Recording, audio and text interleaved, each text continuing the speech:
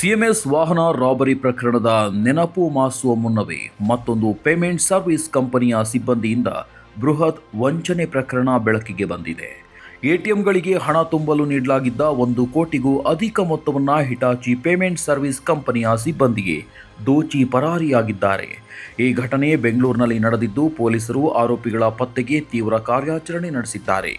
SBI ಮತ್ತು Axis bank ಎಟಿಎಂಗಳಿಗೆ ಹಣ deposit ಮಾಡುವ ಜವಾಬ್ದಾರಿ ಹೊಂದಿರುವ Hitachi payment service private limited ಕಂಪನಿಯಲ್ಲಿ ಈ ವಂಚನೆ ನಡೆದಿದೆ. ಕೋರಮಂಗಲದ ಆಕ್ಸಿಸ್ ಬ್ಯಾಂಕ್ನಿಂದ ಹಣವನ್ನು ಪಡೆದು ವಿವಿಧ ಎಟಿಎಂಗಳಿಗೆ ಭರ್ತಿ ಮಾಡಲು ಕಂಪನಿ ಅಧಿಕಾರಿ ಮಿಥುನ್ ಅವರು ಪ್ರವೀಣ್, ಧನಶೇಖರ್, ರಾಮಕ್ಕ, ಹರೀಶ್ ಕುಮಾರ್, ಪ್ರವೀಣ್ ಕುಮಾರ್ ಮತ್ತು ವರುಣ್ ಎಂಬ ಸಿಬ್ಬಂದಿಗೆ ಸೂಚಿಸಿದ್ರು. ಈ ಸಿಬ್ಬಂದಿಯನ್ನ 2 ಪ್ರತ್ಯೇಕ ತಂಡಗಳಾಗಿ ವಿಂಗಡಿಸಲಾಗಿತ್ತು. ಒಂದು ತಂಡಕ್ಕೆ 80,49,800 ರೂಪಾಯಿ ಹಾಗೂ ಮತ್ತೊಂದು ತಂಡಕ್ಕೆ 57,96,400 ರೂಪಾಯಿ ನೀಡಲಾಗಿತ್ತು. ಒಟ್ಟು 1,38,46,200 ರೂಪಾಯಿ ಮೊತ್ತವನ್ನು ಈ ತಂಡಗಳಿಗೆ ಹಸ್ತಾಂತರಿಸಲಾಗಿತ್ತು. ಆದರೆ ಎರಡೂ ತಂಡಗಳು ಎಟಿಎಂಗಳಿಂದ ಹಣ ಜಮಾ ಮಾಡದೆ ಸಂಪೂರ್ಣ ಹಣದೊಂದಿಗೆ ಪರಾರಿಯಾಗಿವೆ.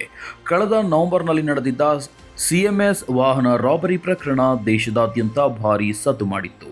ಹಾಡಹಗಲೇ ನಡೆದಿದ್ದ ಈ ದರೋಡೆ ಪ್ರಕರಣದಲ್ಲಿ ಸಿಎಂಎಸ್ ಕಂಪನಿಯ ಮಾಜಿ ಸಿಬ್ಬಂದಿ ಮತ್ತು ಅವರ ತಂಡ ಪಕ್ಕಾ ಯೋಜನೆ ರೂಪಿಸಿ ಹಣ ದೋಚಿದ್ರು.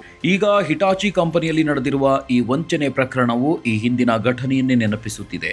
ಇಲ್ಲಿಯೂ ಸಹ ಹಣ ಸಾಗಣೆ ಮಾಡುವ ಜವಾಬ್ದಾರಿ ಹೊತ್ತಿದ್ದ ಸಿಬ್ಬಂದಿಯೇ ವಂಚನೆಯಲ್ಲಿ ಭಾಗಿಯಾಗಿರುವುದು ಗಮನಾರ್ಹ.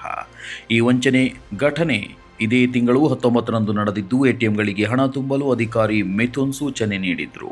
ಹಣ ಜಮಾ ಆಗದ ಕಾರಣ ಅನುಮಾನಗೊಂಡ ಮಿಥುನ್ ಕೊನೆಗೆ ಕೋರಮಂಗಲ ಠಾಣೆಗೆ ದೂರು ನೀಡಿದ್ದಾರೆ.